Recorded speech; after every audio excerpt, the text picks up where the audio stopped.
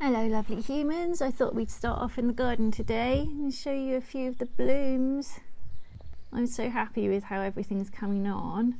Some of it's kind of squashed together out there, but I love that, it's like a little forest. We've got a pumpkin there, we've got some beans, they've got a few aphids on them, but hopefully they're going to be okay. I'll see if I can sort that out.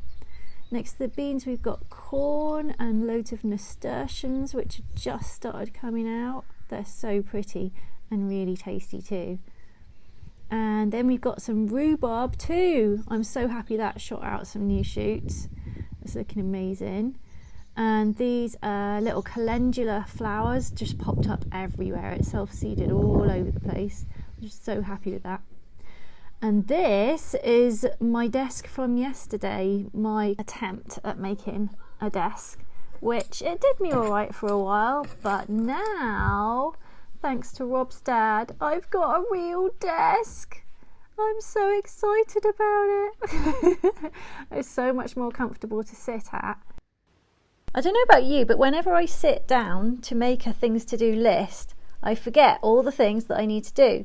So I have to try and sort of put them together as I think about them, and I don't always have my notebook with me. Which is quite frustrating. So I try to sit down and time block everything, because then when you time block, it means that you can put your energy and your focus into just one thing at a time, and it feels so much better than sort of flitting around between different jobs, which I am really prone to doing.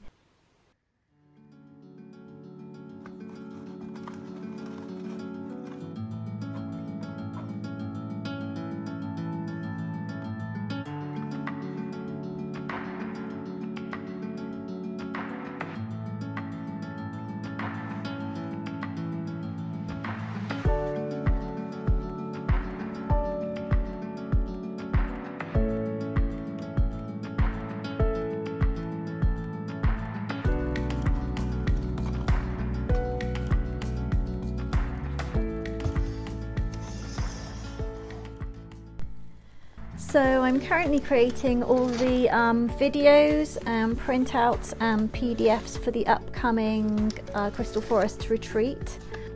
It's an evening retreat, so anyone can do it after work.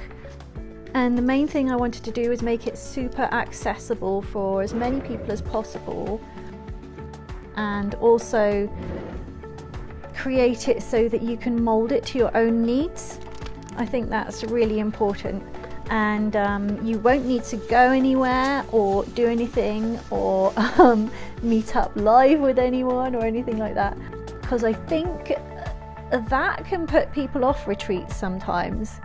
I really like the idea, I mean it suits some people, but I really like the idea of being home-based but also gently guided, and sort of being able to see a different side of your own mind.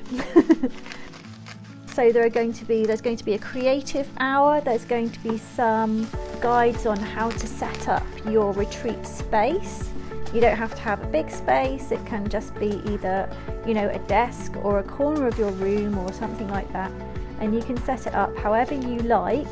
I'll give a list of possibilities, a list of items you might like to use, including some foods, things like crystals, items from nature.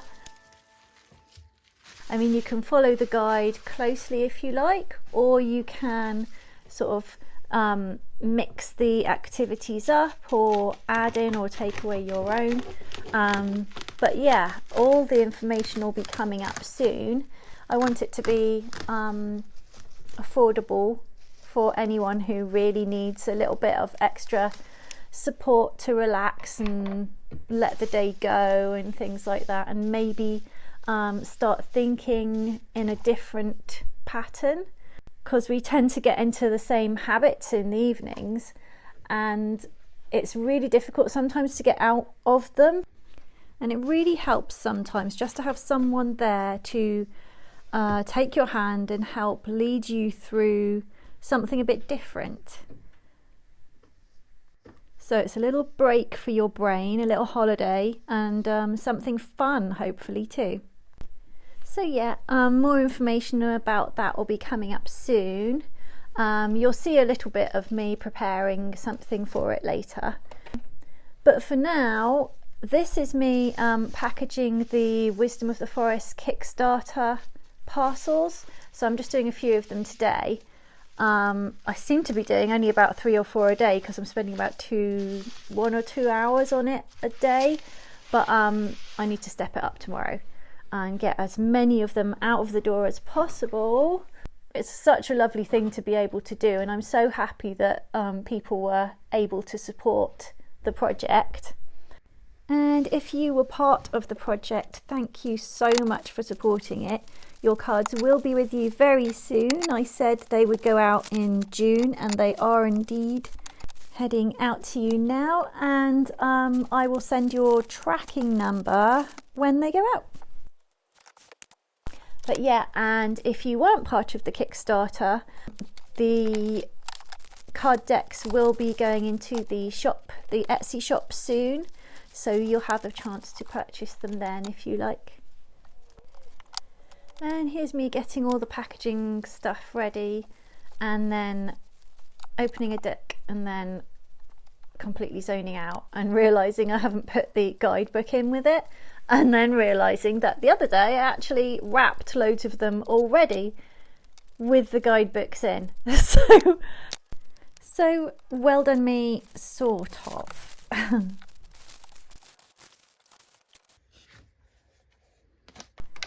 So this week I've been potting up our tomatoes into larger pots because they are outgrowing their small ones.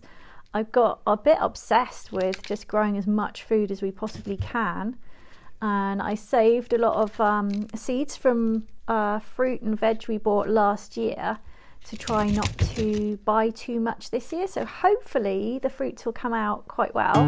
Those are melons which were bought with new seeds from a cool company called She Grows Veg, and they have a lot of heirloom varieties and the usual ones. So I'm planning on saving the seeds from those if they turn out well as well.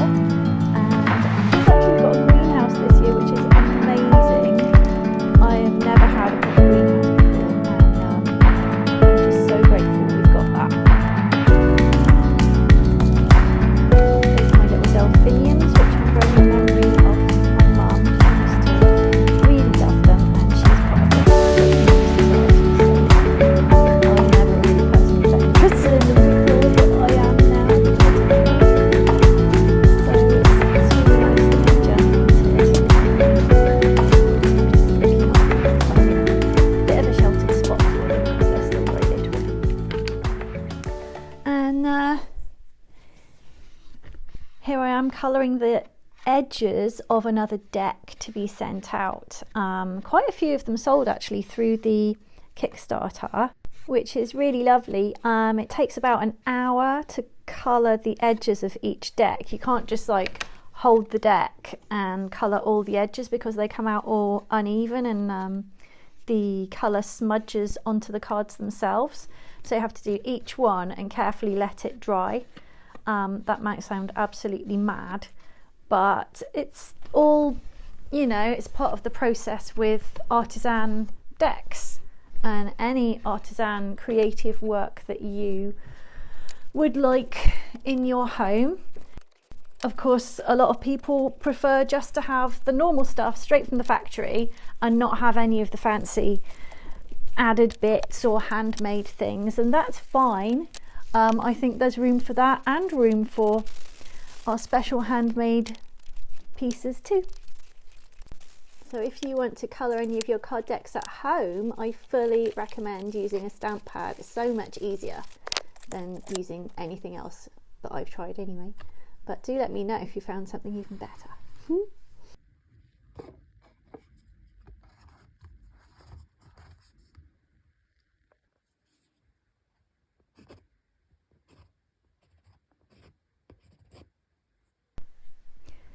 And next job for today, I need to find a painting which I don't need any more, essentially.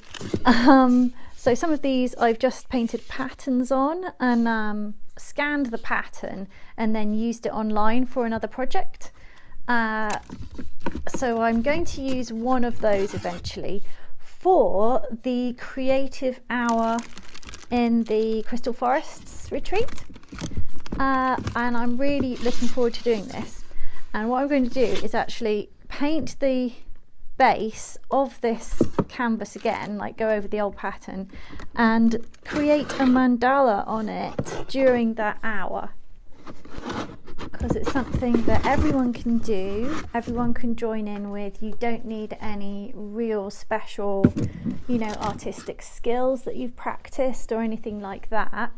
But yeah, I'm going to do this one on a canvas. There will also be the option, I'll send out a printable for you, and there will be the option to work on a sort of framework for the mandala, so you can do your own repeated patterns in your own way and draw your own. Or there will also be a full mandala pattern that you can just colour in your own way. You don't even need any special materials, just pencils or even a couple of pens, whatever you like. This is the framework that I'll be sending out, and I've just drawn a couple of little extra patterns on just to show people how it could look, but you can do any version you like.